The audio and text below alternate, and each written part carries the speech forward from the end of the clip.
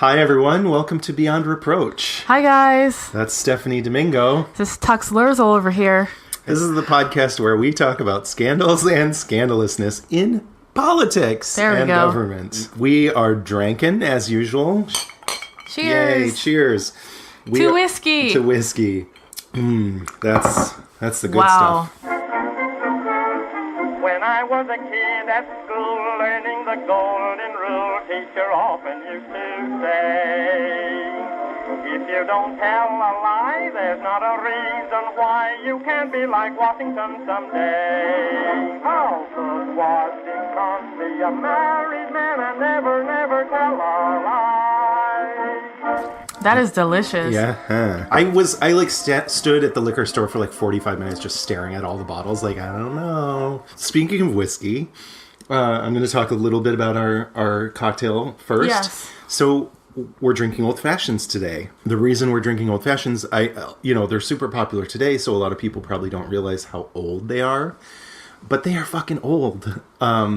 So the name isn't a lie. Yes. Well, the old-fashioned is actually called an old-fashioned because it used to be called something else, and then they renamed it the old-fashioned because back then it was an old-fashioned drink. Like 100 years ago, they were like, that's what old people drink. The word cocktail we think of as a category of mixed drinks, but the word cocktail, when it first was seen in print, actually referred to the name of one specific drink, and that was an old-fashioned. The recipe first appeared in print in 1806 in a newspaper in Hudson, New York, and I'm just going to read a quote from this article. Cocktail is a stimulating liquor composed of spirits of any kind, sugar, water, and bitters.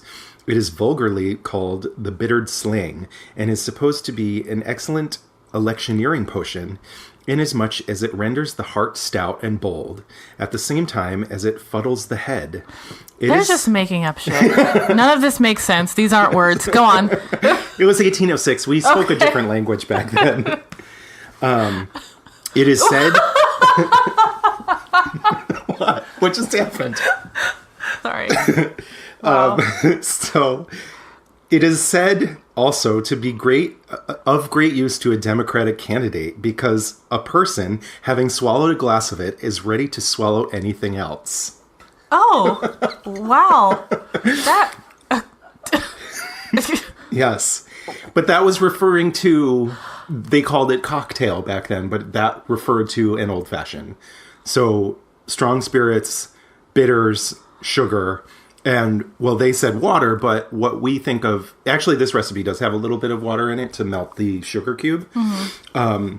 But a lot of people make old fashions without water, but that's because ice is readily available now, and ice helps water down the drink. Back in the early 1800s, drinks were usually served warm or room temperature because ice wasn't really cheap or easy to get. There's a citrus peel in our drink that...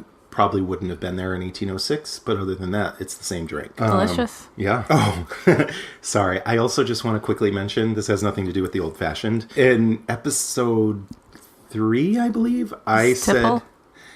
Tipple's legit. Tipple's a real thing. Sure it is. It was in that Instagram I know.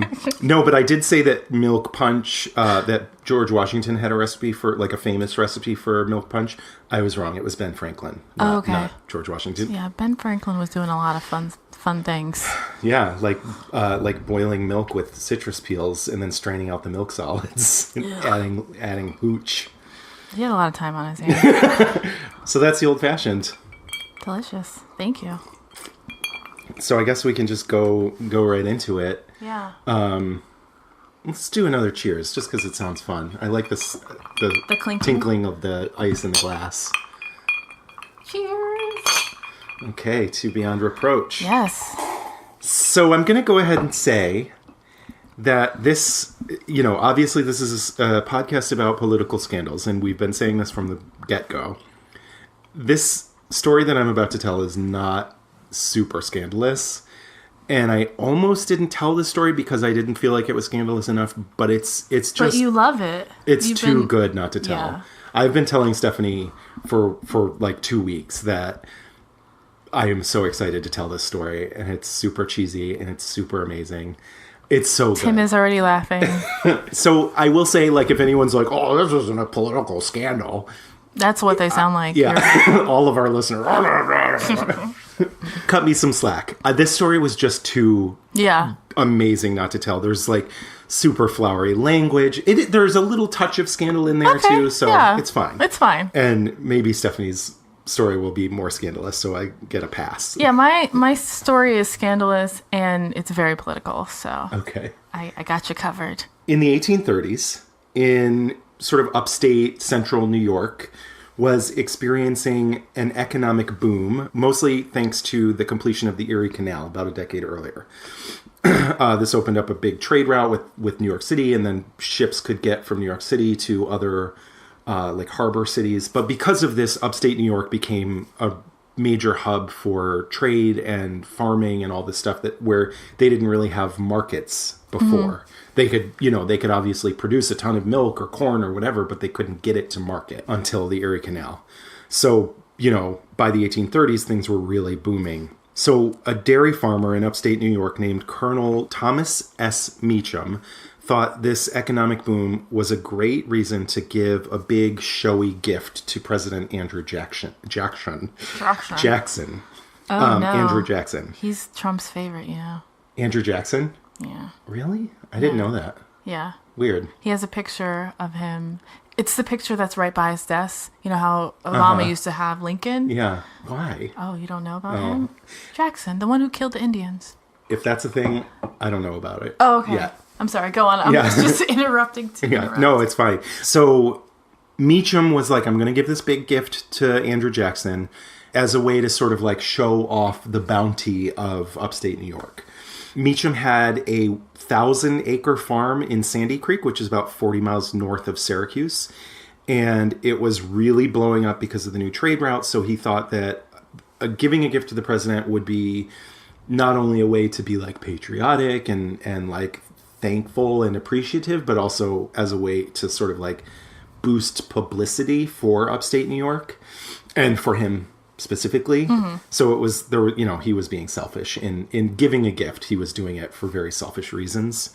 And actually it was said that he didn't even really support Jackson, that he had supported Henry Clay in the election in 1832. And so Jackson was basically just like the president. So he's like, I don't care about this dude, but I'm going to give it to him because he's the president. Mm-hmm. Do you want to maybe speculate on what this gift may have been? So this guy has a farm, you said? Yeah. In upstate New York. Is this something apple related? Mm-mm. He had alligator, a dairy farm. A dairy? It's an animal. No. Damn it. Or do you have another guess? I don't. Okay. No, I wish I did, but I don't. You would never guess what it actually is. Okay. I mean, you might get close, but... His daughter? The farmer's daughter. I don't know. He gave him a big-ass wheel of cheese. Stop it. So... But what? This was not just any cheese. It could not just be some cheese. He couldn't just be like, here's some cheese. Who fucking wants cheese? Well... I mean, cheese is delicious. We're currently eating cheese. We are currently eating cheese. I'm going to make the fanciest cheese plate known to man because we are talking about cheese today. So we are definitely eating cheese. Okay, so he couldn't just give him some cheese. He had to make it a big deal that he was giving him cheese. Did he make a cheese statue of him? No. That would be... I wish he had made a cheese statue. I'm thinking about the Statue of Liberty and how like the French gave it to us, and it's like maybe he did the cheese version. So it was a wheel of cheese, but it was huge. He wanted to make a big sort of splashy... Is the president having some big gala? Like, who's going to eat 17 pounds of cheese? It wasn't about the president. It was about Meacham. It was about, like, I can make all this cheese because I'm such a great dairy farmer. He set out to make the largest cheese ever produced in New York State. That is so American. Yeah. It's very... Like, no Frenchman would be like, I'm going to make a really big cheese. No. They would want to make it good cheese. Exactly. Yeah. We're like... We know our limitations. We're just going to make it big. Yeah. Wow. Okay. So Meacham hired somebody to construct this fucking humongous cheese press with 24 staves, one for each state in the Union, and a hickory... Wait. What? There was only 24... Wait. He's making a cheese representation of this country? Yes. Oh my. Yes. And there was a hickory hoop holding the staves in place because Jackson's nickname was Old Hickory. So he used hickory to build the thing. This is stupid. It was so stupid. It gets stupider. Wow. So he had 150 cows on his 1,000-acre farm, and it took the cows about 5 days to produce enough milk to fill this cheese press. So he made this huge fucking wheel of cheese, which ended up being about 2 feet deep, 4 feet in diameter, and 11 feet around. Wow. Weighing 1,400 pounds. 1,400-pound wheel of cheese. As a gift for somebody who didn't fucking want that much cheese. Who fucking wants that much cheese? But he didn't stop there. That's like an elephant. An elephant of cheese. He made a cheese elephant, but it was not a statue. But it was not if it was in the shape of an elephant or then Jackson. I'd be like, okay, you did something here. Stupid. He also made several 700-pound cheeses. What do you mean he also made? Yes, as he made these as gifts to give to some of the more prosperous cities in New York, including Rochester, Utica, Albany, and New York City, and for several high-ranking politicians and heads of state. So the 1,400-pound one was for the president, but then there were all of these other cheeses, too, as gifts for sort of dignitaries and cities. What kind of cheese is that?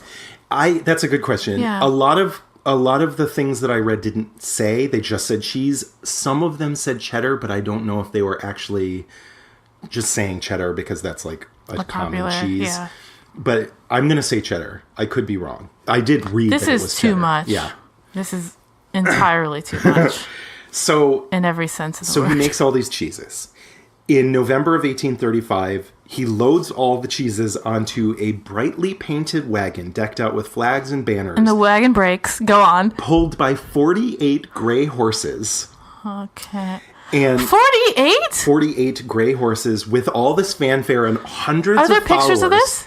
Well, there was no photography. Oh, shit. So, but there was a lot. I have some images that will be on our Instagram. 48 horses. Yes. Gray horses. I don't actually have any images of the wagon and the horses, but I do have some images of the cheese. So he loads them all onto this wagon. Hundreds of people follow the wagon from Sandy Creek to... People are so excited about this fucking cheese. Like, it's a huge deal. So people follow this cheese don't understand. from Sandy Creek to Oswego, where they have like celebrations. There's like a whole publicity How tour many for miles this is cheese. that? I'm not exactly sure, Okay. but it probably like 40, 50 miles. People are walking? Yes. I don't know if people followed it the entire route, but maybe people like would come out like, oh, the cheese is coming, and they'll follow it for a while, you know. Yeah. So the cheese is coming. But it was a huge thing. Like people, there was like a whole publicity tour. I get it. If I heard that cheese was coming, let me stop. Let me get off my high horse. I would be there following the cheese. Like, This cheese would be on my Instagram. Damn it. So they bring the cheese to Oswego. There is it's briefly displayed in Oswego. So they're like they take it to a city, they display it, and there's fanfare, and there's like speeches and shit. And then they load it back up and take it somewhere else. So then from the wagon, they put it onto a canal barge, and they bring Sunk the barge. Yeah, Go right. on. So from Oswego, it goes to Syracuse, and then they display it in Syracuse, and then it goes to Utica, and then to Albany, and then down the Hudson River to New York And City. the president knows this stupid cheese Yes, is coming, right? yes, yeah. Obviously. So then it's on display at Masonic Hall in New York City. What? They give some. There was just nothing going on I know that year. It was 18. What else are you going to do in 1835? Oh my god! Wow. Like some of the smaller cheeses are given out to like the city of New York gets a cheese, the like dignitaries get a cheese, the mayor gets a cheese, or whoever gets a cheese, and then from the canal barge, it's loaded onto a schooner in New York City and taken to Philadelphia where it's displayed, and then to Baltimore where it's displayed, and then finally on New Year's Day, 1836, it reaches Washington D.C. And the cheese was formally presented to the president in the name of the governor and the people of the state of New York and the town of Sandy Creek. And Jackson accepted this big-ass fucking cheese at the White House and showed his appreciation with several bottles of wine from the White House cellars and a handwritten letter of thanks. Weird. Yes. I beg you, sir, to assure those who have united with you in the preparation of these presents, in honor of the Congress of the United States and myself, that they are truly gratifying as an evidence of the prosperity of our hardy yeomanry in the state of New York, who are engaged in the labor of the dairy. Wow. Yes. So there's all this fanfare. The cheese makes this giant publicity tour. Meacham gets his like renown from making all this cheese, but then the fucking president is like, now I have a 1,400 pound fucking wheel of cheese. What the hell am I supposed to do with 1,400 pounds of cheese? So after all the fun fanfare, he's like, now what? Yeah. And the cheese is laid out on a display table in the entrance hall vestibule of the White House, where it sits aging, undisturbed, for over a year. Ew. In the open air in the White House. Ew. Oh, sick. So, I mean, cheese is aged, so it's not like it's like moldy or anything. Like, this is how cheese is supposed to be prepared, but it's not supposed to be sitting out in like the DC humidity in the White House for over a year. I was thinking that they could just have a table with some paper plates and like some little toothpicks. Yeah, that's basically what happened. So the cheese sits there for a year. Jackson's term is sort of coming to a close. And in 1837, in the beginning of the year, after he's already been, the next president has already been elected, he leaves in a couple weeks, and he's like, God damn, I don't want to take this fucking cheese with me. Yeah. So what do I do? And he decides to have a party and invite all these people to come eat the cheese. Yeah. There's no food. It's just booze in that cheese. Literally, it was just the cheese. Oh, that's smart. Yeah. That's a good idea. So, sorry, that's a great idea. Yeah. It's like, I don't want this fucking cheese. Let's invite some peasants in here. Constituent. Hungry ones. So the poors. Yes, the poors. So a Washington newspaper announced, "We understand the president designs to offer this great cheese, which is finely flavored and in fine preservation, to his fellow citizens who visit him on Wednesday next. The New York present will be served up in the hall of President's mansion." So, anyone can come? Anyone can come. Anyone. Oh. It's in the newspaper. Like, come eat some fucking cheese. That's a security risk. Yes. So, also, at this point in history, Washington's birthday was like a national holiday. So, on February 22nd, which is Washington's birthday, 10,000 people show up at the White House to eat cheese. And I'm sure there's some people who are just being really extra with it. They're like, I'm going to carve 17 pounds for me and my family, and then I'm going to leave. Well, apparently Jackson did carve out like a hunk for himself to take. Yeah. But there was still 1,305, Wow. You said 10,000 people? 10,000 people. I can't even imagine 10,000 people fitting into the White House. Yeah. 10,000 people. Wow. So you just said the word extra. Yeah. That's the only way to describe the way that this is described in print is extra. It's so extra. And this is why This is why you could not invite any of my mom's family. Because they would be in the newspaper the next day being extra. It wasn't like there were specific people that were being extra. It was just the way it was reported. It was like I said, we spoke a different language. But it's just the language is so flowery.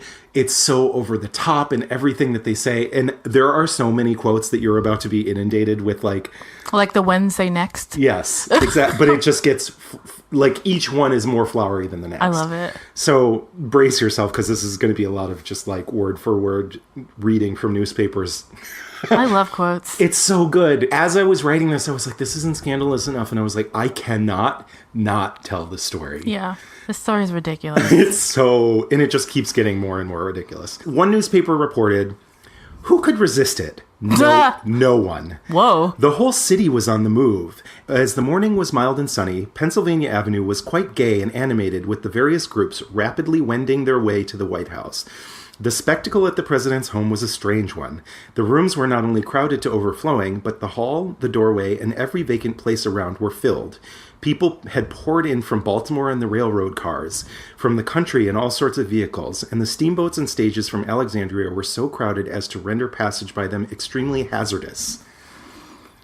Wow. Benjamin Perley Poor wrote, "For hours did a crowd of men..." Yes, I know. "For hours did a crowd of men, women, and boys hack at the cheese, many taking large hunks of it away with them. Yes. When they commenced, the cheese weighed 1,400 pounds, and only a small piece was saved for the president's use. The air was redolent with cheese. Ew, the carpet yuck. was slippery with cheese. Ew! What?" And nothing else was talked about at Washington that day. Even the scandal about the wife of the president's Secretary of War was forgotten in the tumultuous jubilation of that great occasion." That would be a perfect day to commit all the crimes. Yes. So the scandal about the Secretary of War's wife, that was the one that I was like, maybe I'm going to talk about this in this episode, but there was so much that I'm like, I'm going to save that. So we'll revisit that. I just didn't want to cut anything. How is the carpet slippery with cheese? We'll get there. Okay. Yeah. But that's an important detail. Yeah, no, I why agree. This is scandalous too. So a New Hampshire newspaper reported that when the cheese was served, quote, "there arose an exceedingly strong smell, so strong as to overpower a number of dandies and lackadaisical ladies." Oh, not the dandies. And the lackadaisical ladies too. I love a good dandy. So another reporter described the scene. The language is so amazing. Okay, so this is a long quote, but I have to read every ounce of it. "The old Romans talked of democracy, and the Greeks pretended something in that way, but for the genuine, pure, patent right democracy, it's our government against the world. This is Washington's birthday, you know. The president, the departments, the Senate, and we who are mightier than all, we the people I mean, have celebrated it by eating a big cheese. The president's house was thrown open. The multitude swarmed in. The Senate of the United States adjourned. The representatives of the various departments turned out. Representatives in squadrons left the Capitol, and all for the purpose of eating cheese. Mind you, I don't laugh at it. Who has a better right to eat cheese than we? It is... Is that one of our unalienable rights to eat cheese? Yes, who has a better right? See, I was asleep that day. It is all the spoils we can get. And as others nibble at the treasury, here on Earth, should not we the people nibble at a big cheese? Okay. That is extremely extra. Mr. Van Buren was there to eat cheese. Mr. Webster was there to eat cheese. But so there's this entire paragraph that's just listing, this person was here to eat cheese, this person was here to eat cheese. So I'm not going to go through the whole thing. The court, the fashion, the beauty of Washington were all there eating cheese. Officers in Washington, foreign representatives and stars and garters, gay, joyous, dashing, and gorgeous women, in all the pride and panoply of pomp and wealth, were there eating cheese. Cheese, cheese, cheese was on everybody's lip and in everybody's mouth. Ew. All you heard was cheese. All you saw was cheese. All you smelt was cheese. Ew. It was cheese, cheese, cheese. I love cheese, but hearing this description is making me sick. Yes. Streams of cheese were going up the avenue in everybody's fists. Balls of cheese were in 100 pockets. Just imagining some lint-filled cheese. I know, and nobody washed their hands back then. Oh, I know. Every handkerchief smelt of cheese. Ew. The whole atmosphere for a half a mile around was infected with cheese. I sniffed it in every breeze. I rushed with the crowd. Just imagining something like... I don't know the way to the White House, but I'll smell my way there. Oh my God. Wow. I sniffed it in every breeze. I rushed with the crowd to get a bit, and even with a look, I would have been content. But alas, unhappy me, I got no cheese. I smashed my hat in vain. I pushed over Negroes and jammed up bonnets. Not the Negroes. Yes. I pushed and writhed and struggled in the crowd, and maddened at last with desperation, I mounted the very shoulders of the mass for cheese. But it was gone, all gone. Not but for a few straggling, suspicious crumbs were left when I reached the table. They would be suspicious at this point. Why is there a button in this cheese? Oh, how my mouth watered for that lump of cheese. Ew! I'm sorry. Go on. To the day of my death, I shall remember I got no cheese. Oh, that is sad. I mean, now this story makes sense. He's clearly obsessed. He's upset and obsessed. Yeah. Oh. Wow. So he got no cheese. He got no cheese, this poor guy. Yeah. So another writer from another newspaper wrote, I joined the crowd on the 22nd of February to pay my respects to the president and see the cheese. He went for the cheese. Yes. Stop trying to pretend. Nobody cared about Jackson. They just wanted this cheese. Whatever veneration exists in the minds of the people towards the former, their curiosity in reference to the latter predominated unquestionably. Oh, definitely. Everyone was there for cheese. Yeah. The circular pave extending from the gate of the White House was thronged with citizens of all classes. Those coming away having each a small brown bag or a small brown paper parcel and a very strong smell. Those advancing manifesting by shakings of the head and frequent exclamations that there may be too much of a good thing, and particularly of a cheese. The beautiful portico was thronged with boys and coach drivers, and the odor strengthened with every step. Ew. I know. On the side of the hall hung a rough likeness of the general, emblazoned with eagles and stars, forming a background to the huge tub in which the cheese had been packed. And in the center of the vestibule stood the fragrant gift, surrounded by a dense crowd, who, without crackers or even malt to their cheese, had, in 2 hours, eaten and purveyed away 1,400 pounds. That's remarkable. Yeah. But 10,000 people. I know. Yeah. The small segment reserved for the president's use counted for nothing in the abstractions. Glad to compromise for the breath of cheeseless air, we desisted from the struggle to obtain a sight of the table and mingled in the crowd of the East Room. By 4 o'clock the guests were gone, and the banquet hall was deserted. Not to leave a wrong impression of the cheese, I dined afterwards at a table to which the president had sent a piece of it, and found it excellent in quality. It is like many other things, more agreeable in small quantities. You. Yeah. An editorial in the Poughkeepsie Eagle apparently was like throwing shade at Jackson and used this opportunity of the cheese to like... I love it. Yeah. We perceive that General Jackson cut his big cheese in honor of the day, as vermin have As vermin have ever a great fondness for that article, as was to have been expected. The government rats rushed in great numbers to share of the spoils. In a short time, the whole cheese, weighing 1,400 pounds, was carried off. The proceedings were so purely Republican that hundreds of loafers crowded into the East Room and made free with everything they found there. Yeah, I was going to ask, did they have, like, furniture after this? Because I would have taken a painting at least. Right? Yeah, there were. Very least. Who's going to stop you with 1,400 people there, or 10,000 people there? So this is kind of where the scandal comes in. Like, it's not, like I said, it's not really a scandal, but... This whole thing is scandalous to me. Yeah. So basically, after this party, the White House was like fucking wrecked. What did you expect? Yeah. So, but then this was like the last couple weeks of Jackson's term. So the new person's coming in. So he was just like, okay, bye. And let, I think Van Buren was next. And he was just like, 2 weeks after this party, he was like, see ya. That's your problem now. Have fun. So since this cheese had been sitting around ripening in DC's humid air for over a year, the smell of the cheese had absorbed into the walls and into the carpets and into the furniture. Yuck. And like people said that they could smell it like miles away or a mile away. One person referred to the stench as an evil smelling horror. I believe that. There's that one account where the writer says that the cheese was, or the carpets were slippery with cheese. That was because people were dropping cheese, and there were so many people there that it was being stamped into the carpet. Ooh. And so the carpets were just like full of cheese, like smushed cheese in the carpets, in the floor. That's so gross. They also said, another article that I read said that there were no napkins, and people were just going up and like wiping their hands on the curtains. Yeah.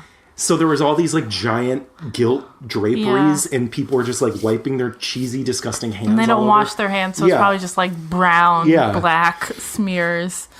The mess was so bad that when Van Buren took office, he banned the serving of food at White House receptions for his entire term in office. Wow, so the whole place just smelled like cheese. Yeah. And then a year later, in 1838, Senator John Davis's wife, Eliza, wrote in a letter to a friend, because she had gone and dined with Van Buren, and she wrote in a letter to her friend, "The White House has been put in order by its present occupant, and is vastly improved. He says he had a hard task to get rid of the smell of cheese, and in the room where it was cut, he had to air the carpet for many days and take away the curtains and to paint and whitewash before he could get victory over it. What a foolish thing for a man to have made such a present to him," Jackson, "or anyone else." Or yes, it is foolish. Yes. So that's my scandal. Wow. That's amazing. Yeah. I just want to sort of fast forward. So disgusting, though. Yeah, and like really gross. Ugh. I do want to fast forward to the present a little bit. People still talk about this today, and apparently in like pop culture, it's a thing that they sort of like glorify the fact that Jackson like threw open the White House and invited anyone who wanted to come eat cheese with him could come. But he wasn't there to eat the cheese with the people. I mean, he probably was there, but I don't know. He's like not like milling around like it's a cocktail party. But so apparently there was an episode of The West Wing a few years ago, or many years ago at this point. Where they like romanticize this cheese reception with the public. And there's a quote from The West Wing: "Andrew Jackson, in the main foyer of the White House, had a 2-ton block of cheese." Not true. It was not 2 tons. Yeah. It was less than 1 ton. Yeah. However, it was still fucking huge. He had a 2-ton block of cheese. It was there for any and all who were hungry. It was there for the voiceless. Oh. Yeah. And inspired by that episode of The West Wing, the Obamas decided to host a virtual Big Block of Cheese Day. That's hilarious. I love them. Because they heard that it was like a way to invite people into the White House, even though that's not really what it was. Yeah. It was just a disposal of this gross, stinky fucking cheese. But so they had I like that they did it virtually. Yes, it was a virtual... Like, you will not sully my home. Yes, exactly. So dozens of White House officials, including the Obamas, took to all these different social media accounts to answer questions in real time.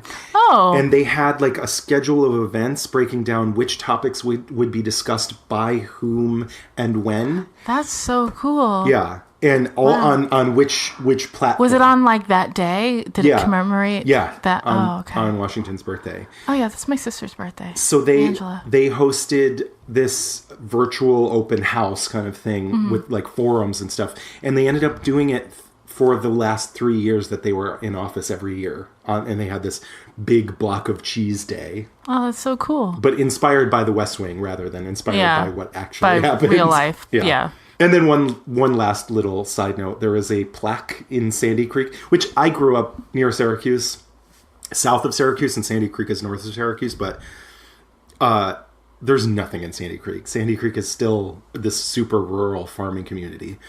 And there's like a historic landmark, like placard, where on the site of Thomas Meacham's former farm, calling it the home of the big cheese. Okay. Yes. Wow. Mm-hmm. That story was something. It wasn't it though. Okay. Ta-da! Great. The big cheese. The big cheese. I'm going to get another cocktail. Yeah. And maybe some cheese. I think I want to eat some cheese before it's all gone because I will remember it till the day of my death. Oh, that guy. I know. Wow. It's like on his gravestone. I got no cheese. I got no cheese. It's like, let it go, man. Let it go.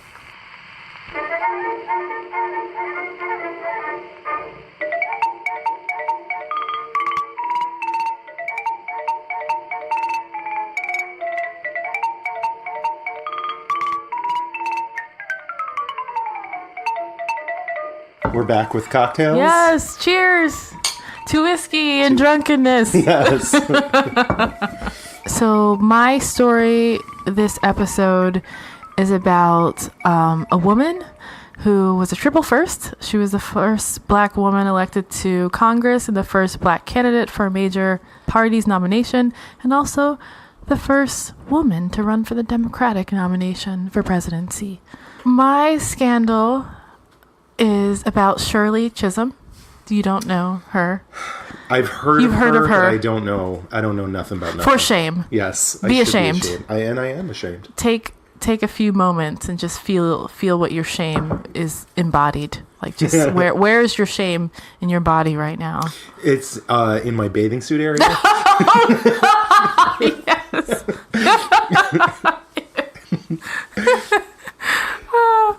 So she was born Shirley Anita St. Hill in Brooklyn in 1924 to immigrant parents. Her mother Ruby came to New York from Barbados in 1921, and her father Charles was from British Guyana, now regular Guyana, but lived in Barbados and in Cuba before arriving in the U.S. in 1923. Her parents had met in Barbados before they had met there before coming to New York independently of each other. But once both were in Brooklyn, within a year, they were reacquainted and married, and Shirley came about. So they really wasted no time.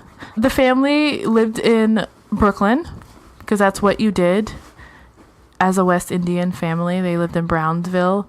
At the time, 16% of Brooklyn's black residents were Caribbean. And they raised their kids in the stereotypical immigrant way. They taught them to be disciplined, to be thrifty, to be hardworking, and to be Christian. The goal for the family was to educate their daughters. They wanted them all to go to college, and they wanted to own their own home. Okay. So, yeah, they were looking for that American dream that we hear about. That, yeah, was not really available for them, but but that's what brought the immigrants over. They didn't know. They didn't know. They didn't know. It is possible, but they didn't know how hard it would be to get said dream in America. So the parents were very much working class. Her father was a laborer, and her mother was a domestic worker before she had children. But once she had 4 kids, it was hard for her to work outside the home. So she did a little sewing here and there, but eventually in 1928, she had to send Shirley, who was the eldest, and her 2 younger sisters to Barbados to live with her maternal grandmother to save money. And also she felt that the British model of education that they had on the island was better suited to her daughter's education, because the style of education there is focused on reading, math, and writing, as opposed to the American version, which is more play-based learning in kindergarten and in the younger grades. Having just seen my niece go through kindergarten, I feel like there's a little bit more education now. I played with Lincoln Logs, and I learned how to write my name, but that was the extent. Oh, and my address. I learned my address. I have a fun story that I'm probably going to regret saying on the microphone. Oh, pray tell. And actually get a little closer to the mic. So when I was a little kid, I was like super weird about getting dirty. Oh. As a little gay man. I'm just imagining, this is not cool to say. However, let me just say it. I'm imagining you in like a white sailor outfit. Yes. I'm like, that's... I do believe that my grandmother made me like a sailor outfit. It was blue, like a navy blue with like a little red neckerchief. Oh my God, yes! We'll see if I can find this picture to put on. There's a picture of me like posed in the sailor outfit with a teddy bear. No. Like there's like a stool in front of me, and I have my hands like resting on the teddy bear naturally, as one perches their hands to the side. If I'm remembering this correctly, if I can find this photo, I'll put it on our. I really hope you're wearing the neckerchief, or I'm going to be extremely disappointed. But so when I was in kindergarten, my mom got a call from the teachers, like a complaint back like home, because I was refusing to finger paint because I didn't want to get my hands dirty, and I was like crying that they were trying to make me get dirty. We also That's so funny. Yeah. We also had a sandbox at my grandma's house when I was a kid, and we spent a lot of time at my grandma's, and I would cry when my sister would play in the sandbox because she was getting dirty. Oh. I would run in the house like, Grandma, she's getting dirty. Yeah. There's going to be sand all over the house. It'll take weeks to get out. You're not still that way about getting dirty? No. I love to garden. Yeah. I don't mind. I'm super handy. I don't mind. Wow. Yeah. Wow, that's so funny. So, so the girls were in Barbados for 7 years, and they returned when Shirley was 10. And as a result, there was a little bit of culture shock. She went from being in Barbados in this really tight-knit rural community, because she lived on a farm with her grandmother, to this really diverse, really immigrant environment of Brownsville, Brooklyn, that at the time was very Jewish, Syrian, Eastern European, Italian. So she was quick to see racial disparities. She saw them everywhere because she had eyes that worked. She saw them at school. She went to a school called Girls High School. It's a highly regarded integrated school that attracted girls from throughout Brooklyn. It's actually the oldest freestanding public high school in New York. That's crazy. Yeah. Also, I love the creativity of the names of schools. Girls High School. Girls High School. Yeah. It's on brand. Yeah. It was built in 1886, and it's still standing in Bed-Stuy.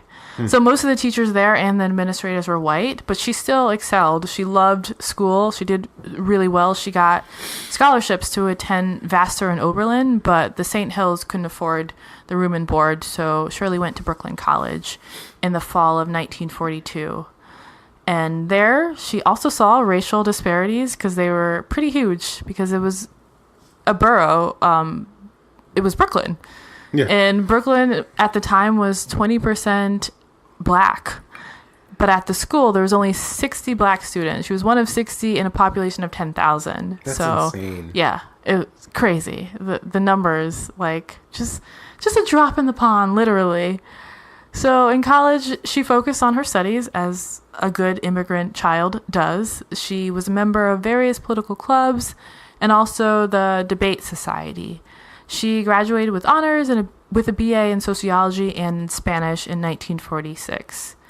In college is where, as many students do, that's where she found her love of politics. She joined the 7th Assembly District Democratic Club, and that's where she met her political mentor, Mac Holder, who was a really infamous organizer in Brooklyn at the time. Everyone knew him, and he kind of schooled her in politics. After college, she moved back home. By this time, the family had saved enough money to buy a home due to her father's union job after World War II.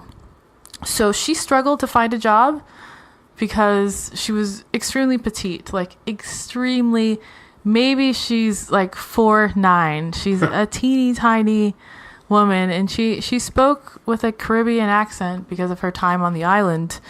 And she also spoke with a slight lisp. So many people just didn't believe that she went to college, which is horrible to say. That's so discriminatory. It's you don't sound like you've been to college. Yeah. Okay, but I have. Yeah. So she struggled to find a job, but she eventually found one at a child care center in Harlem in 1946. She pursued a career in teaching on the side, attending night classes, and eventually earning her master's degree in elementary education from Columbia. She married Conrad Chisholm in 1949, a Jamaican man. They had a very large traditional West Indian wedding ceremony, and after which they moved into a home near her parents. As you do. So at first she wanted children, and they tried, but she had 2 miscarriages. Yeah, and she would later say that had she had children, she wouldn't have been able to do what she did. She finished her master's in 1951, and She then became active again in politics, working with the 7th Assembly District Democratic Club. It's something that she'd been doing since college, but she took part in her first political campaign in 1953. A court seat had opened in the 2nd Municipal Court area in Brooklyn, and she worked with the campaign that elected the first black judge in Brooklyn. The first black judge in Brooklyn in what year? 1953. So, recent history. Yeah, we think that Brooklyn is such a liberal place, such a groundbreaking place, but it's like so late. Yeah. Feels so like the first. That it is fucked up. But I mean, I guess this is still before the civil rights movement. That is true. That is true. Yeah. No, you're right. That's true. So from 1953 to 1959, she was a director for various child care centers in Brownsville and in the Lower East Side. Running a daycare center is what made her interested in politics, and during this time, she formed the basis of her political career by working as a volunteer for white-dominated political clubs in Brooklyn and with the Bedford-Stuyvesant Political League, or the BSPL, and the League of Women's Voters. And she noticed that in all of these political organizations, the women were very active, like doing real work, but also they were relegated to tasks like cleaning and preparing food and organizing raffles and organizing events. And in many of the organizations, they were integrated, but when it came to seating, like people would self-segregate themselves, and she really didn't like what she saw. She wanted it to change. So she ran for the president of the BSPL, and this kind of led to problems because she was running against her political advisor, her mentor, Mac Holder, and she lost because, I mean, he had been working in that organization for years, for probably almost a decade at that point. So she felt a little defeated, and she would leave a year later as a 34-year-old because she felt like she had no political future other than canvassing and cleaning up after meetings, which, fuck that shit. That, like, literally. Yeah. Why? Fuck that. Yeah. Why would I come here to clean up after you? Because you love politics so much that, like, you're the cleaning lady. Yeah, exactly. Yes, exactly. Yeah. It's so insulting. So in 1959, she became an educator, so she returned to the workforce. She worked as an educational consultant to the New York City Bureau of Child Welfare in the Division of Daycare. However, a year later, in 1960, she returns to politics because she just can't stay away. She loves it. Mm-hmm. She started her own organization, the Unity Democratic Club, with several people who she worked with on the judges' campaign 7 years prior. This group was racially integrated and had women in many prominent positions this time around since she was in charge. And this helped with some of the frustrations, but she was tired of working for others. She wanted to run for office herself. So in 1964, she told the Unity Democrats that she wanted to run for state representative, and they nominated her. And she won her first primary and the general election. So she wasn't the first black woman elected to the New York State Legislature. That was Bessie Buchanan 10 years prior. But while working in Albany from 1965 to 1968, Chisholm introduced major pieces of legislation that are still in effect today, and things that really directly impacted her community. Like, she did what she said she was going to do. So I just have a few of her legislative successes, and they included, the first thing she did, she argued against the state's literacy test requiring English, holding that just because a person, quote, functions better in his native language, it's no sign that the person's illiterate. Yeah. And she saw that in her community, it really affected Spanish-speaking people, Puerto Ricans specifically, many of whom were educated in Spanish on their home island. And in 1968, Hispanic voter registration was so low in Manhattan and Brooklyn and the Bronx that it became covered under the jurisdictions under the Voting Rights Act that we once had. Yeah. Rest in peace. She spearheaded the extension of unemployment and social security benefits to domestic workers, like her mom. She sponsored the introduction of SEEK program. It stands for Search for Education and Elevation and Knowledge to the state. And it works to bridge the gap for educationally and financially disadvantaged students. So it kind of seeks out students of color or students from families that don't have a lot of money who are bright, but just don't, either they're going to an underperforming school or they just don't have the funds to go to school. Is that still? It's still in effect. Cool. And it's for people who go to SUNY schools. Okay. So you can go there and you can get an extra year of financial aid, and also you can get like remedial tutors if you need help and with your academics. So yeah, it helps to bridge the gap for a lot of people who really need it. Yeah. SUNY schools, for everyone who is not from New York or doesn't know, it's a state school. State University of New York. Yes. Yeah. She also helped fund daycare centers for children of working women. She introduced laws that protected teachers from losing their seniority after maternity leave, which is insane that happened. Yeah. Like, that was the thing that just regularly happened. And she also voted to repeal laws that criminalize abortion in 1970.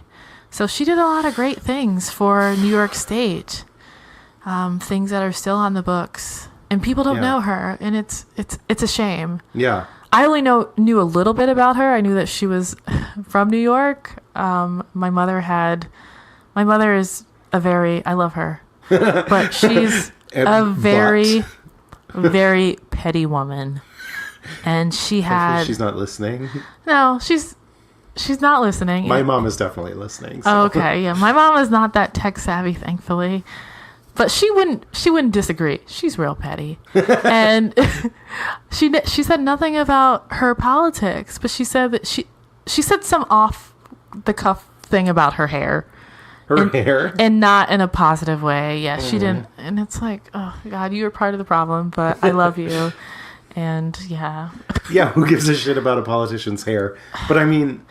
Yeah. Women... But she's a woman, and women we're judged for everything. Like our bodies are for public consumption, unfortunately. Yeah. It's like social currencies. So everything, as I was saying, everything that she did as a state representative still holds today. She did a lot of good, but her time in Albany was really tough. She was one of only a handful of women. She was the only black person, and as such, she was frequently overlooked. She was quoted as saying, "If they don't give you a seat at the table, bring a folding chair." And that's exactly what she did. That's amazing. She's like, I have a right to be here like you have a right to be here. And I have my own chair, bitches. What? Yeah. Try and stop me. It's like, oh, we don't have chairs. Oh, no, look at this. Cool. Look at this. I brought my own. Oh, yeah, always be prepared. So in 1968, a court order created a new district that centered in her neighborhood of Bed-Stuy. Due to gerrymandering, there was a white representative in this extremely majority black neighborhood. They created the 12th district, and it was a neighborhood that was majority black, but there was also a very large Puerto Rican population. It was basically understood that whoever was going to win was going to be black, but she was the only woman who was running against 11 men for the position. The slogan for her campaign was "Unbought and Unbossed," which is just so awesome. So good. It's so her. I loved it, and she killed it in the primary. She defeated 2 other black opponents, and in the general election, she staged a really big upset victory over James L. Farmer Jr., who is the former director of the Congress of Racial Equity and who was running as a Liberal Party candidate with Republican support. He was also a freedom rider, so just everyone knew him, and they kind of agreed on everything, all of the key issues. They were both progressives. They both had the same views on housing, unemployment, education.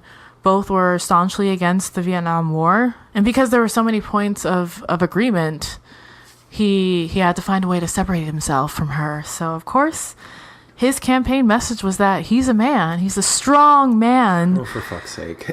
Yes. Who is going to be a powerful voice for his constituents in Washington. And she was just, quote, some school teacher. go fuck yourself. Yeah. So, but he wasn't the only one being extremely dismissive and extremely shady. Enter the failing New York Times. They had this infamous headline that read, quote, "Farmer and woman in lively Bedford Stuyvesant race." That was their headline. Farmer and woman. The disrespect was everywhere. So she became no stranger to being dismissed. So she just focused on the issues at hand. Them being that, one, Farmer didn't even live in Brooklyn. He lived in Harlem. Two, she was fluent in Spanish, so she was able to reach out to all of her constituents in their native language. And she emphasized all the work. He didn't even live in Brooklyn? I know. He lived in Harlem. It's not even like he didn't live in the 12th district. He didn't even live in the same borough? He didn't live in the same borough. Wow. Okay. So she was focusing on all the work that she did in Albany, all the amazing things all the legislation that she helped pass. And also it didn't hurt that there were more registered women voters than men. So in the neighborhood at the time. Wow. So she was able to win in a 2-1 victory. So it was a landslide. Yeah. So Shirley Chisholm was elected the first Black woman representative for the Congress representing New York. That's awesome. Yeah. And when she was interviewed, she always referred to herself as a Black woman congressman, not just like a congressman or congresswoman from New York. She's just like, I'm a Black woman congressman. Please note these things. Yeah. This is who I am. I mean, a lot of people would cry identity politics today, but I think that distinction was especially important at that time. Definitely. Because that was a voice that was not represented at all. Yeah, no, this was the first. Yeah.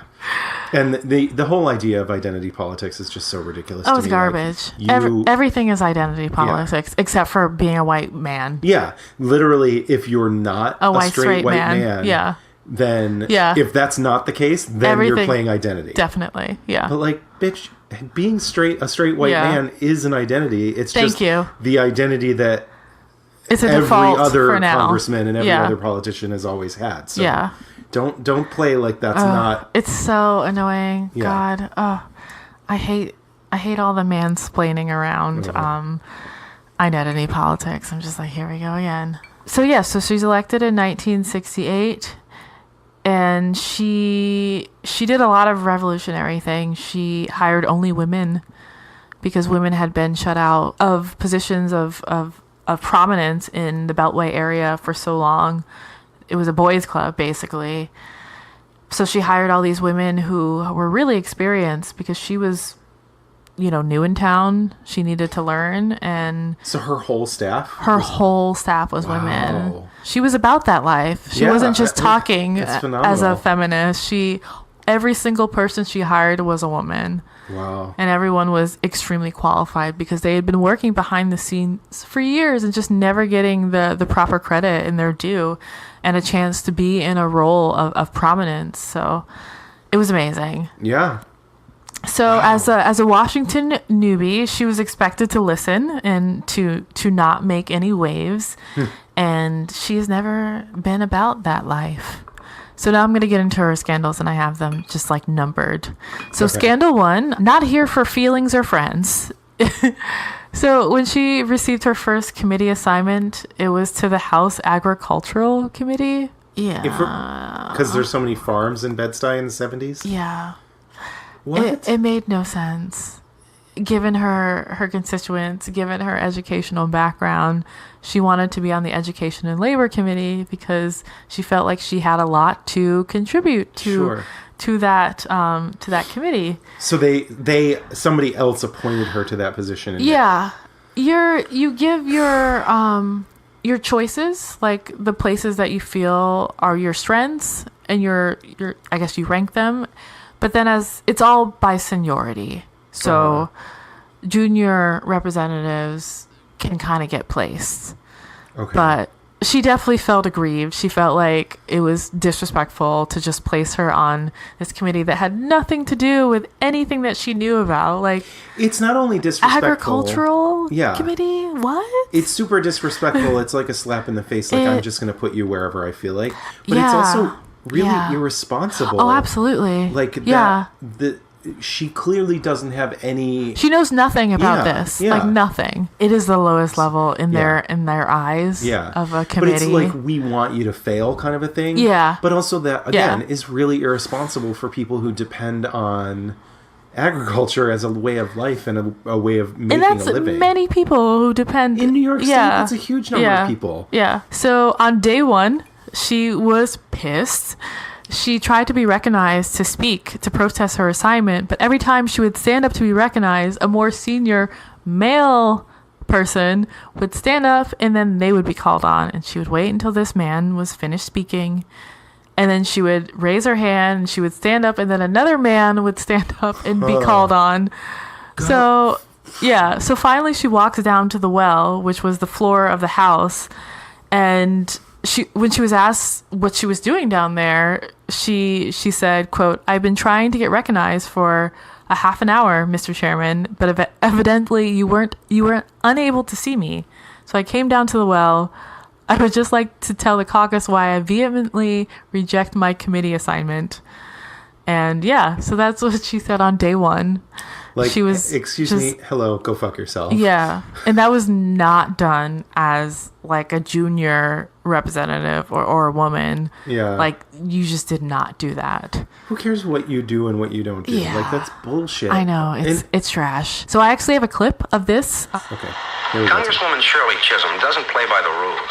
As a freshman member of the House of Representatives, Mrs. Chisholm defied tradition by refusing assignment to the Agriculture Committee, telling the powerful leaders of the House that the work of that committee was irrelevant to the needs of her constituency. Her community is the 12th Congressional District of Brooklyn, which includes the predominantly black, predominantly poor neighborhood of Bedford-Stuyvesant. For the record, I don't see anything wrong with her hair.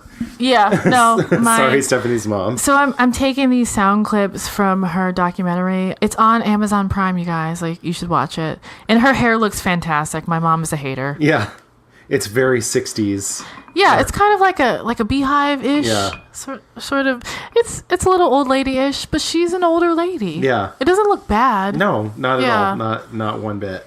Yeah. I would not look at this person, especially as a politician. I know, especially, definitely. But even as like a lady walking down the street, I would not be like, oh, her hair. So Chisholm, she confided to Rabbi Menachem Sneerson. He was a really influential rabbi in Brooklyn at the time, because she was so upset and so incredibly insulted by her assignment. But Sneerson suggested that she use the surplus of food to help the poor and the hungry. And as a result of her assignment, Chisholm subsequently met Robert Dole, and she worked with him to expand the food stamp program. Dole from... Yeah, the Dole, like Dole Foods. Wow. Like the banana man. Yeah. Like on the stickers. Yeah. Mr. Banana Man. Dole from the stickers. You know, guys. Yes. So she played a critical role in the creation of SNAP, which is the Supplemental Nutrition Program for Women, and WIC. Women, Infant, and Children. That's incredible. Yeah, it's That's crazy. insane. So she's the reason why babies have milk and poor children have food. But she credits Sneerson in helping her to like make good of a bad situation. So those programs wouldn't exist if they hadn't would given not. Her this pity, exactly. This petty-ass. They would not exist if it wasn't for her. Yeah, being so disrespectfully put on this committee that she had no qualifications for, just because they're just like, whatever, like throw this woman on like the worst committee because we don't want to see her. But yeah, she's the reason why we have SNAP and WIC, and yeah, she's amazing. So that's crazy. So eventually she was put on a committee that kind of made sense. She was put on the Veterans Affairs Committee, but she had a lot of constituents who were vets. So she was okay with it. She kind of made her peace because she did have a large population of people who were Vietnam vets. So she felt that she could contribute something in this arena. But she continued to be really bold and really uncompromising. In her first speech in the House, it was anti-war. Like, it's crazy. I love her. Her first speech. So she announced that she would vote no on every budget bill until the country started using its resources for, quote, people in peace and not profits in war. Yeah. So yeah, she's speaking truth to power, and it's amazing. I love her so much. And yeah, so Scandal 2 was her being intersectionally feminist AF. So in Congress, she faced a lot of questions about what her husband thought of what she was doing. It's so insulting because a man would never be asked what his wife thought of what he was doing. Absolutely not. Why would you ask that? Well, because she's a woman. That's why. No, I know. Like, obviously, I understand, but like, it's so stupid. Yeah. But like, if a man was asked that question, they would be flabbergasted. I would love to be there when that man was asked that question, and just to see his utter like confusion and shock and probably anger. Yeah. It's crazy. So in her political life, she found that her sex was a bigger obstacle than her race. She said, quote, during my entire political life, my sex has been a far greater handicap than my skin pigmentation. And she wasn't saying that it's harder to be a woman than it is to be black, obviously, because this quote is often taken out of context by the Beckys of the world who are trying to, make things this like contest. She was talking very narrowly about politics and how it's a boys' club. And yeah, it's a brilliant speech. It's taken from a larger speech that she made on discrimination against women before the Special Subcommittee on Education. I'm going to drop the whole speech in the show notes. It's a must read. It's so good. It's not very long. I think it's 2.5 pages. It's not, maybe it's 3 pages, but it's really, really good. Yeah. And it's so appropriate to today that I think everyone should read it in its full. I'm going to read a little bit about it. This is her speech. Quote, one of my favorite professors, a blind political scientist named Louis Warzoff, was impressed by the way I handled myself in a debate. He told me, Shirley, you ought to go into politics. I told him, you forget 2 things. I'm a woman and I'm black. During my entire political life, my sex has been a far greater handicap than my skin pigmentation. From my earliest experience in ward political activity, my chief obstacle was that I had to break through the role men assign women. A young woman in a newspaper story I read somewhere defined that role beautifully. She was talking about her experiences in the civil rights movement. Quote, we found that men made the policy and the women made the peanut butter sandwiches. Yes. Go fuck yourself. Yes, thank you. Every man in Congress is here because of the efforts of women who form the backbone, the effective troops of a political organization. Men are not aware of the incredible extent to which they rely on women, or to be more precise in my word choice, to the extent in which they exploit women to handle the details while the men take the credit. This brings me to one of the main points I want to make. The prejudice against women has gone unnoticed by most persons precisely because it is so pervasive and thoroughgoing that it seems normal to us. For most of our history, the very closely analogous prejudice against blacks was invisible to most white Americans because it was so normal to them. It was a deeply ingrained, basic part of their personalities. Discovering that this fact has been a great shock for many whites. Many others have not yet come that far, unfortunately. When they have, if they ever do, the race problem will vanish. But if we succeed, as we must succeed if we are to survive in rooting out the racism that is such a prominent part of our American heritage, we will still be very far from being a just society if we are not also ready to accord full human dignity to women. Yeah. End quote. That's intense, right? But that's like, wow. It's so, this speech is like, I read it all and I'm just like, oh my God. Yeah. Thank you. Like, I'm so glad that this is on the public record. Like, if someone gave this speech now, like, it would be viral. Because it's like, it's absolutely so true. Everything she says, and it's not hyperbole. And she states it plainly. She's not trying, she's speaking the truth. Laying it all out. Yeah, but not like trying to exaggerate, not trying to shy away from things, just like head on. Like, this is what we need to do. Like, women are people. We need to get rid of racism. Like, let's go. Yeah. So nobody was listening. Yeah. No. Nobody was listening. Was anyone there? She was in the bathroom. She was in the bathroom. Yes. There was like a stenographer in the bathroom, but nobody else was listening. I'm like picturing that. I love stenographers, like their like shady pictures. Yeah. It's just like of a bathroom stall. Sketch. Oh, yeah. Oh, hilarious. So yeah, I stand for her. And I have another clip from the documentary that I'm going to play now. I was very, very unhappy, to be truthful about it, because you never had a black woman sat in the United States Congress before. And they all stood away from me. I felt that I was somebody coming out of the moon. Some of those men thought I had horns in my head because of what they had heard and felt about me. Of course, the media said she's a fighting woman.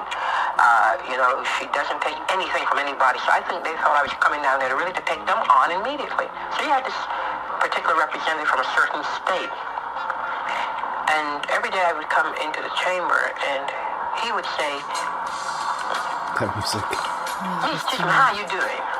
I said, "Oh, I'm feeling pretty well." Imagine making 42.5 like me. I said, "What did you say?" "Me, Chisholm, you're making 42.5 like me." This is all I kept hearing, 42.5. So finally, one day, it's just too much. I said two things. First of all, since you can't stand the idea of my making 42.5 like you, when you see me coming into this chamber, each day vanish. Vanish until I take my seat. So you won't have to confront me if it's 42.5. I said, secondly, you must remember, I'm paving the road for a lot of other people looking like me to make 42.5. What a piece of shit. Yeah. Go fuck yourself. But I'm just imagining some like Southern Democrat 42.5 trying to intimidate her. Mm-hmm. Terrible. Garbage human. So scandal number 3 is her being a candidate of the people, all of the people, which was just not done back then. It's not done now. Facts. Facts.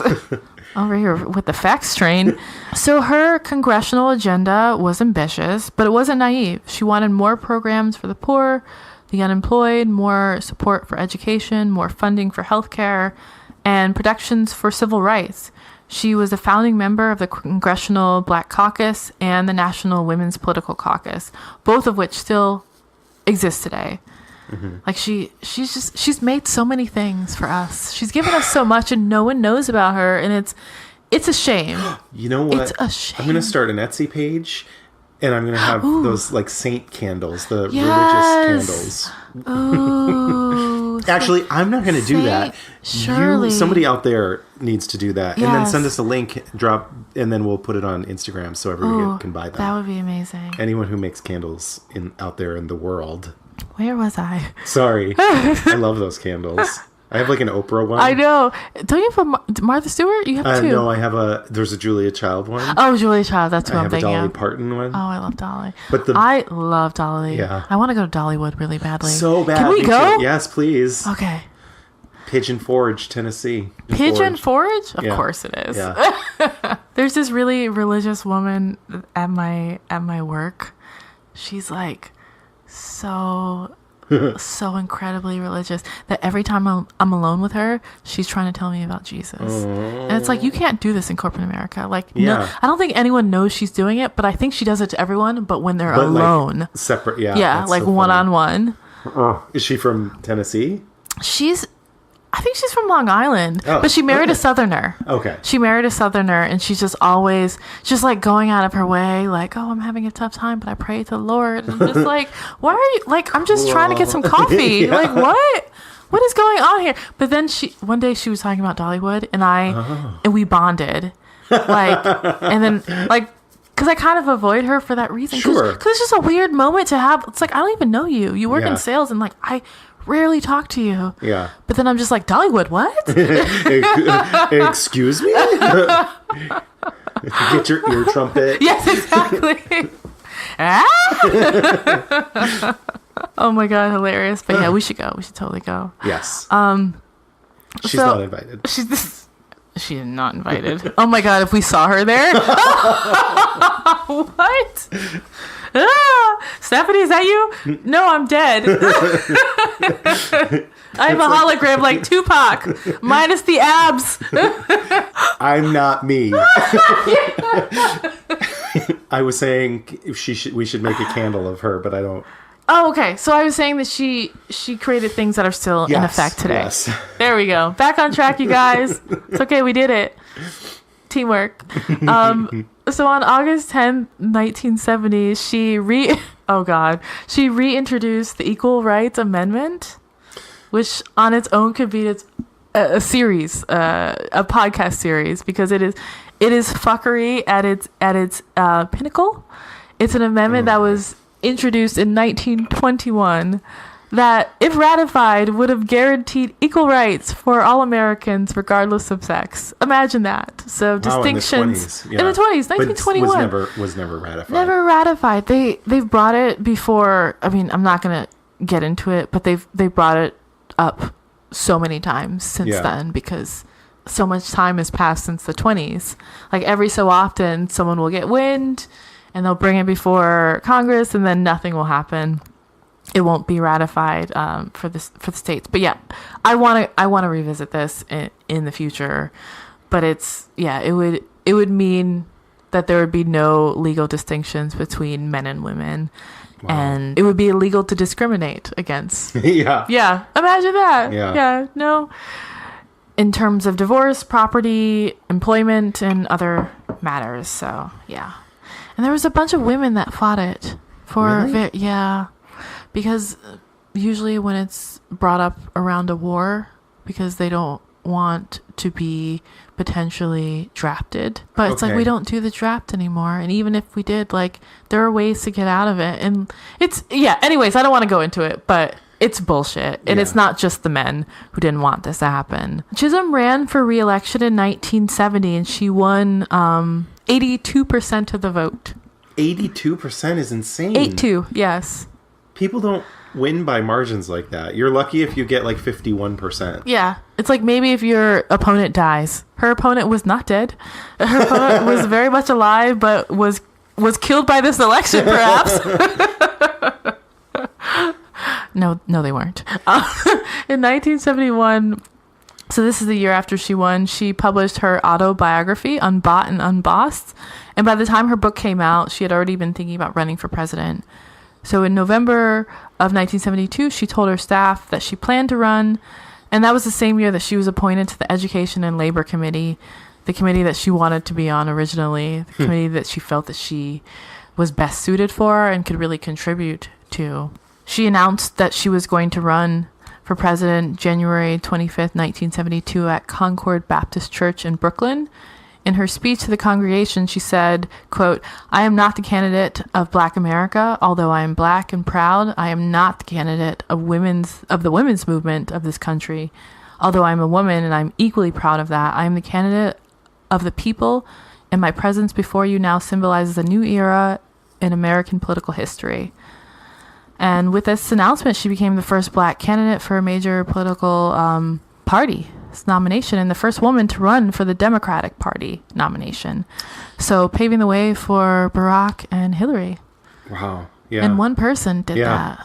So and somebody out there really needs to make this candle happen, because we'll buy approximately many of them. I think there's a movie coming. Wow. In my research in like 2013, there was talk about a movie. It hasn't been made yet, and they didn't have a date for it. Okay. But there was talk about it. Okay. Because she was so historic. I mean, it should have already been made, but sure. I was gonna just say they better do it well. That's what I was just. Yeah. You know, there's gonna be like a white savior character. Always. It's an archetype. It's an Hidden archetype. Figures. That fucking movie they ruined. They ruined that movie. And that movie was so good.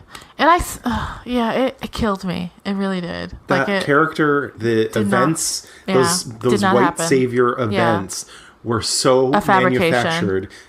Not true. The opposite of the truth, actually. The opposite of the truth. Yeah. So it's Hollywood. They like to lie. I know. They want to make white people want to see the movie. Yeah. That's yeah, what it is. No, that's what it is. They don't want white people to feel bad while they're watching the movie because the treatment of those women was so horrible that they were afraid that if they showed it accurately without portraying a white savior, that there would be no way for white people to walk away from that movie feeling good about themselves. I have so many things to say about that statement. Yeah. That movie is not made for white people to feel good about themselves. Thank you. Yeah. It's like, I wish anyone would care about how I felt about myself when I watch movies. Like, no one gives a fuck about what black women think and how they feel when they watch movies. Like, but the care that's taken to coddle the feelings of white straight men is just like the most fragile the fragile. I don't know if I should say this, but it is true. This is how I honestly feel. No, I'm not going to say it. I'm not going to say it because I already am checking myself in my... I listen to this podcast, Desus and Mero. I haven't... Don't listen to it. Okay. It's so good. There are these two Bronx comedians. They have this alert sound. They say, "Oh, the problematic light is on" when one of them has said something crazy. Like in my head, I'm hearing that alert. Problematic alert. It's so good. We're just gonna start playing that at the top of the show. We should. I was about to say, yeah, it's crazy the care that we take to their feelings. It's just like we walk on eggshells for them, and it helps no one. It doesn't help them. It really doesn't. I don't think it's no way to live. We need to do better, you guys. True story. So I'm gonna talk about the election, but I'm just gonna give a little bit of background about the climate at the time that all of this is taking place. So the previous election was the one where Robert Kennedy was shot and killed in 1968 after winning the California primary in June. And just a month prior, in April, Martin Luther King Jr. was assassinated. And Lyndon Johnson declined to run in this general election in 1972. So there was a lot of things happening at the time, and all the while Nixon was up to all sorts of fuckery, and no one was really focusing on him because there was just so much. The war in Vietnam was raging. 75% of our budget at the time was being spent on Vietnam. 75% of the nation's budget. Yes. 75%. Yes. So they were just shoveling money into a pit and setting it ablaze in the South Pacific. And a year prior, in 1971, the 26th Amendment was ratified. So that was the amendment that dropped the voting age from 21 to 18. And it was something that a lot of young people campaigned for because they were old enough to go to war, but they weren't old enough to vote for the people who were sending them to war. So they thought that was really unfair. So because it was. That's so fucked up.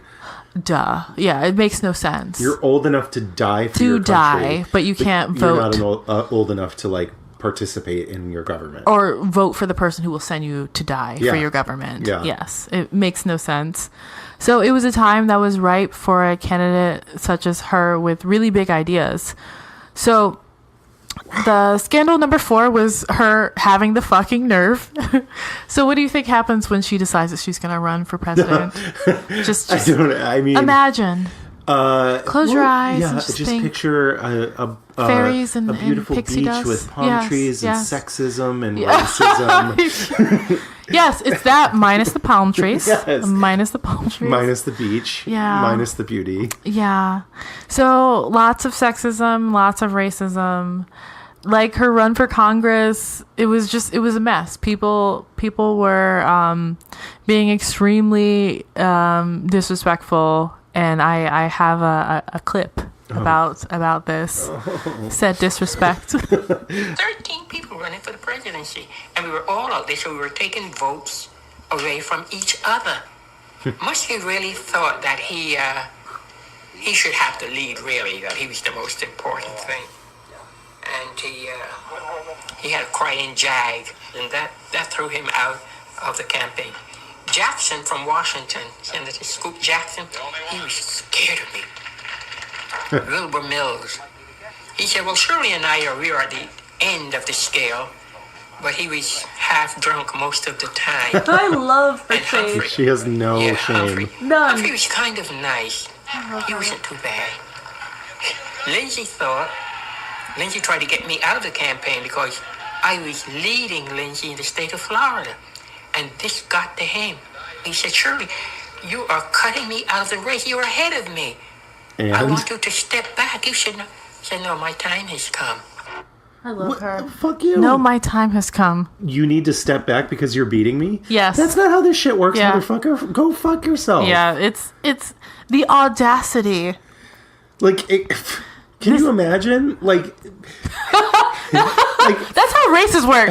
No, actually, no. I'm supposed to be first. Yeah, I know you're first, yeah. but back up. Yeah. Let me go ahead of you. Like what? like Hillary Clinton. Like, excuse me, Barack. Yeah. Like, it's my turn. It's my turn. Back up and give me your spot. Like, Yeah. What? Yeah. Go fuck yourself. The nerve. It's amazing. Audacity. The audacity. Caucasity. Oh, it is caucasity. I love that you use that word. It's so good. Seriously, the caucasity. The caucasity. So she faced a lot trying to convince the nation that she was fit to serve as its executive in chief. Walter Cronkite was like the first to throw some shade in a broadcast highlighting her. He started the broadcast by saying, quote, "A new hat, rather a bonnet, has been thrown into the ring." Go fuck yourself. Har har har. Oh my god. What? Shut up. You're so funny. So her run was called, quote, "An Exercise in Rhetoric." In an article in the Wall Street Journal on February 14, 1972, Norman Miller interviewed several unnamed, I read, cowardly politicians about her run. The author called her run quixotic? I don't know how to say this word, but confusing, basically. Saying that, quote, "A few politicians, black or white, believe it." He went on to say that, quote, "On the campaign trail, Mrs. Chisholm's women's lib rhetoric is hardly calculated to soothe the wounded feelings of the black male politicians." Yeah, so her response was, quote, "I'm looking to no man walking this earth for approval of what I'm doing," end quote. So, I love her. 2 middle fingers in the air. Yeah. Is her response, basically. They said of her run that this is, quote, "just ego tripping. She won't last 6 weeks. She lasted 7 months." They said that she was playing vaginal politics. What the fuck does that even mean? You know, the things that we girls do. We're like braiding our hair, each other's hair, and playing vaginal politics and board games. And in an editorial in the Chicago Daily Defender, Lewis Martin quoted men who accused Chisholm of playing, quote, "vaginal politics" to piggyback off the success of the women's rights movement. One piece by a man named Tully mourned that we are, quote, "I fear doomed to the era of female meddling in the electoral process."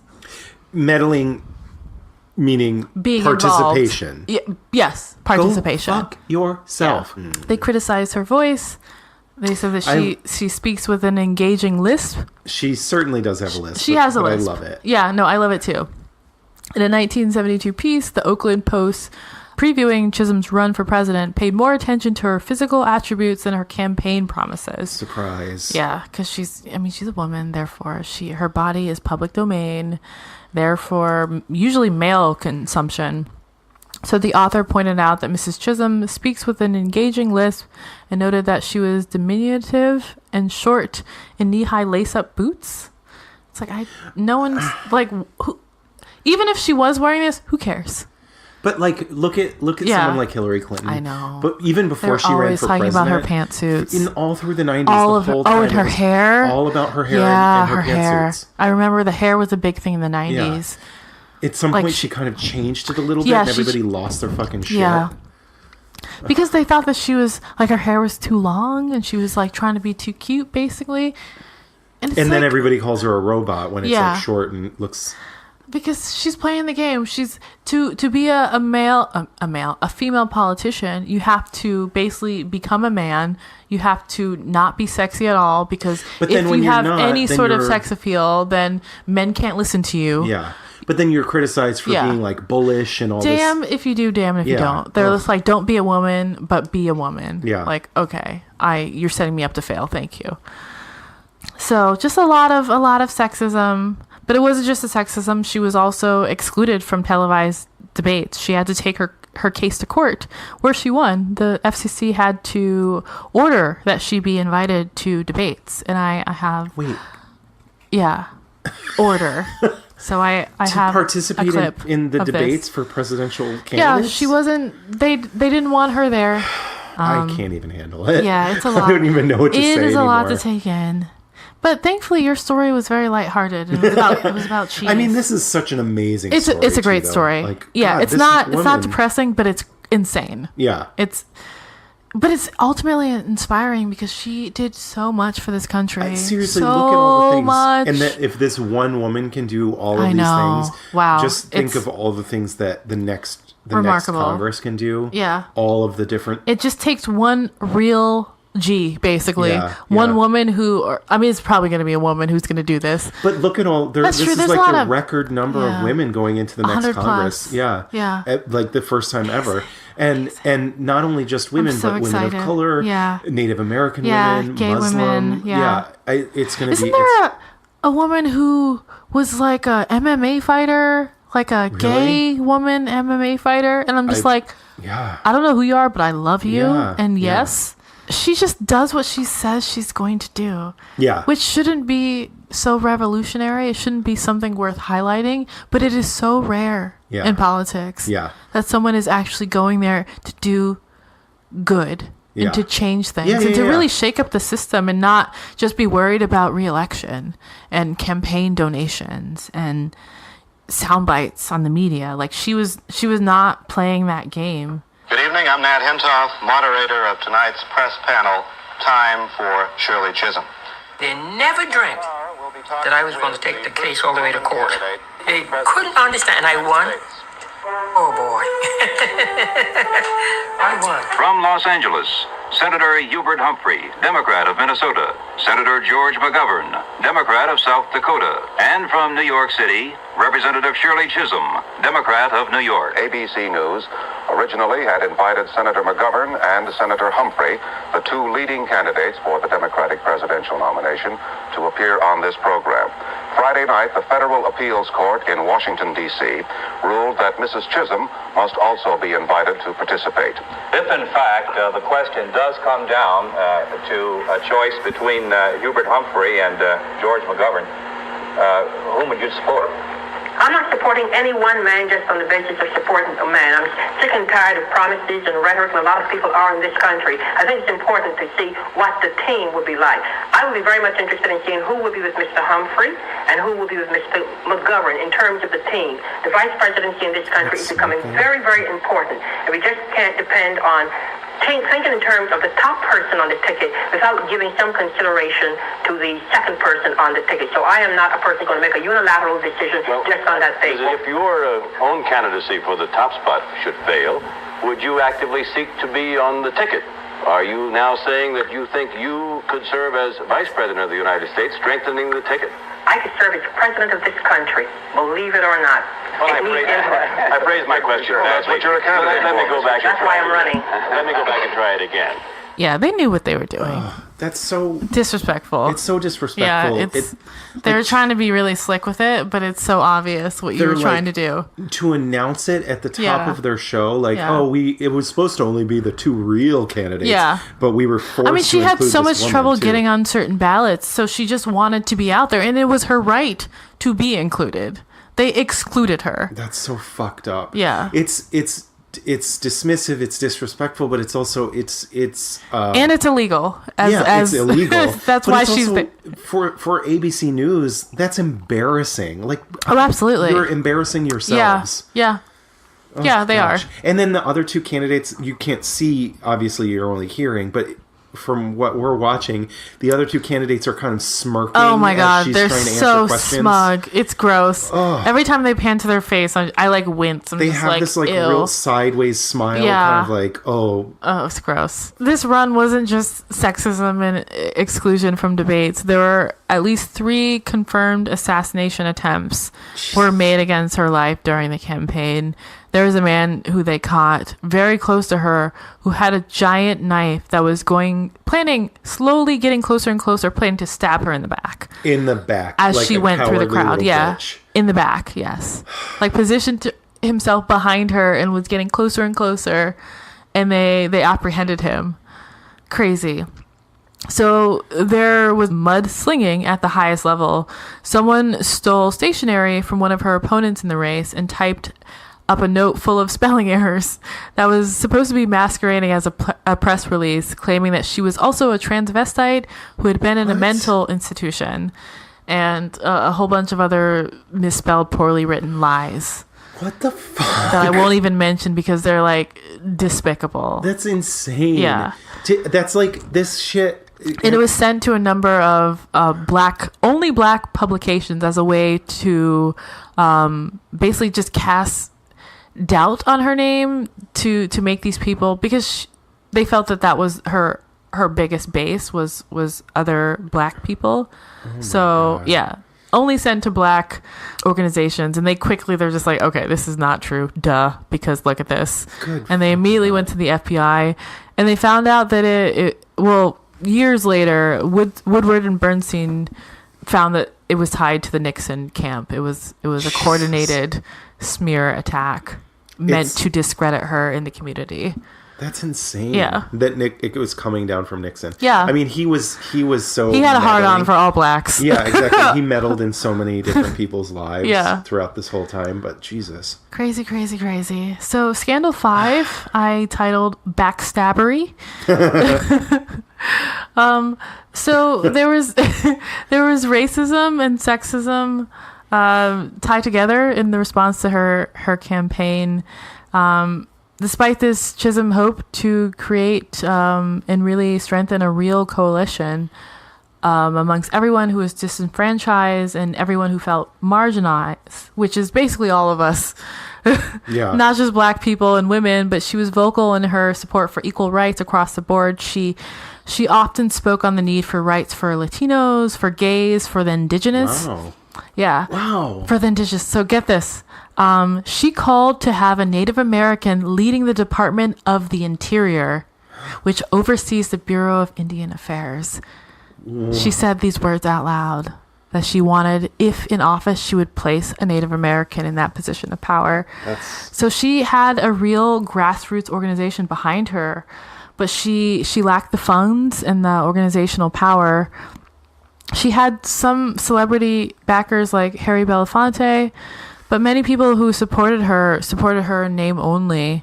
Like, they would say good things about her in the press, but they were unwilling to really throw real support behind her or like help her fundraise. Yeah. The male-dominated Black Power movement and the Congressional Black Caucus, which she helped create, failed to endorse her. Jesus. Yeah. Also, she didn't attract the backing of powerful feminists like I don't know, it was kind of mixed. Gloria Steinem was one of her early supporters who said that she was with her. She actually ran as one of her delegates in the primary, but she kept doing this like half-hearted endorsement thing. She would say when asked that, quote, "I'm for Shirley Chisholm, but I think that George McGovern was the best of the male candidates," she would say. So she was trying to have her cake and eat it too. Yeah. So Chisholm, in her classic straight-talking fashion, told Steinem to either endorse her or endorse McGovern. Like, she said, quote, "Don't do me any favors by giving me this semi-endorsement. I do not need this kind of help." Wow. Yeah.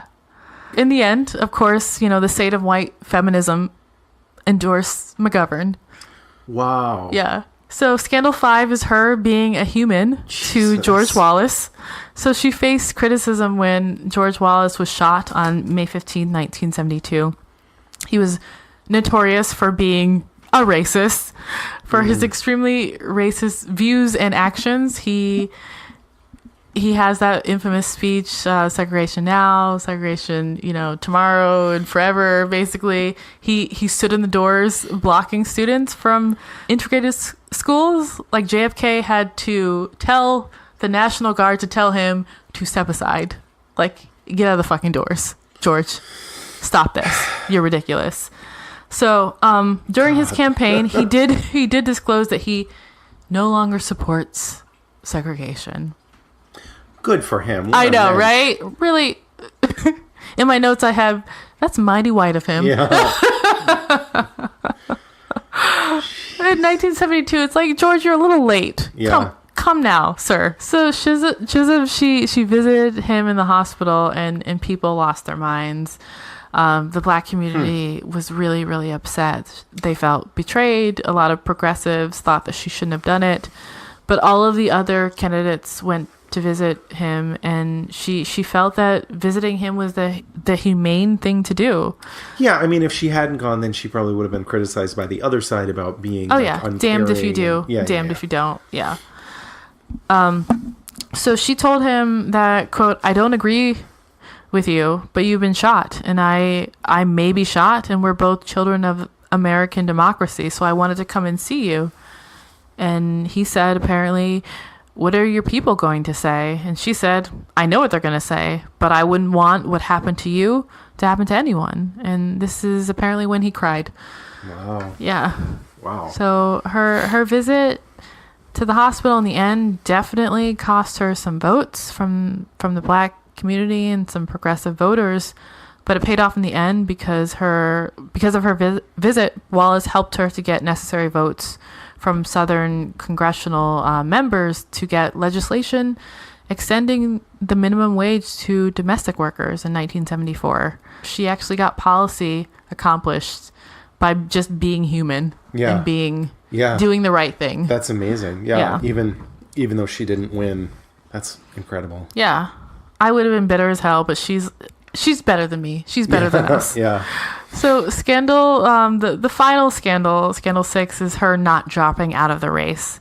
So given little chance of winning, Chisholm began to outpoll some of the better known white male candidates. There's a documentary film, the one that I have been sharing clips from. It does a really good job of showing an era in politics where the Democratic field was really, really wide, with George Wallace on the far, far, far right and George McGovern on the left, and like everyone in the middle. So the Democratic convention was held in July, and she knew she wasn't going to win, but her goal was to get enough delegates to be able to influence the party's platform, the platform that would be created at the convention. So she skipped the March 7th New Hampshire contest, but she focused on the March 14th Florida primary. There she thought the people would be the most receptive because of the concentration of people of color and young people, and there was a strong women's movement overall in that area. So she was able to win 28 delegates during the primaries itself. And at the convention in Miami, Florida, there were still efforts that were happening behind the scenes. Apparently there's a campaign of the former Vice President Humphreys to stop the nomination of George McGovern. They thought he was like too left, but that failed, and McGovern's nomination was assured. And as a symbolic gesture, Humphreys, the man who was in second, he released his black delegates to Chisholm. And this, combined with defectors from disenchanted delegates from the other candidates, as well as the delegates that she had won in the primaries, gave her a total of 152 ballot votes for the nomination. And her largest support came from Ohio. That's woo! Yeah, Ohio, you did it. Do better now. Find a way. Do they? No, you do. You always find a way to bring it back to Ohio. Yeah.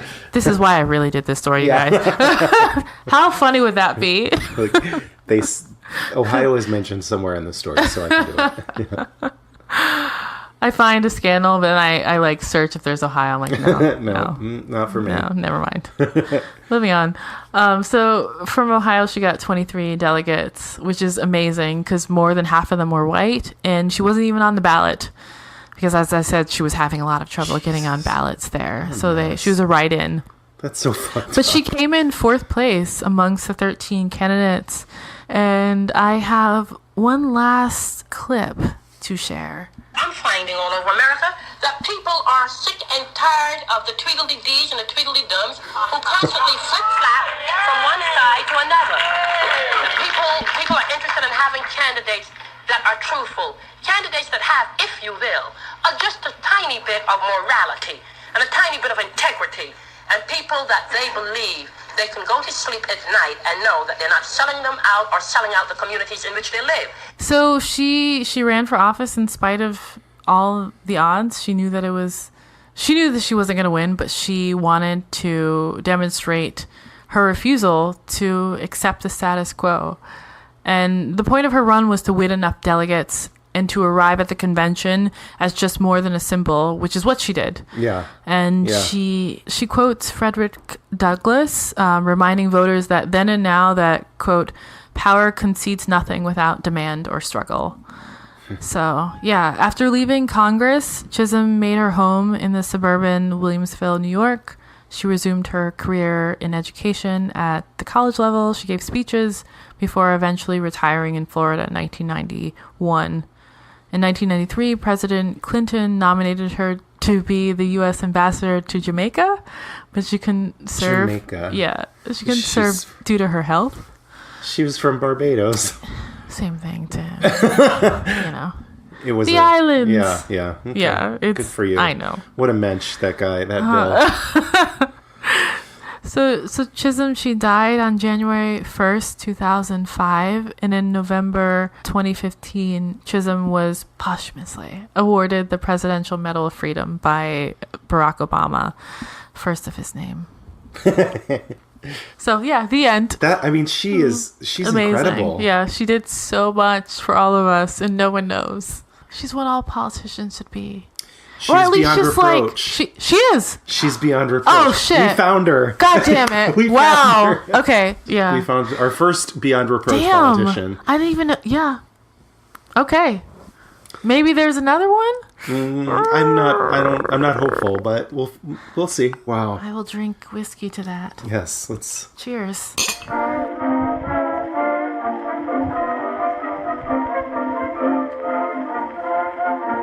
Please rate, review, and subscribe. Do all the right things. Yes. 5-star reviews, you guys. 5-star reviews. I'm not the boss of you yet. Thanks, guys. Bye.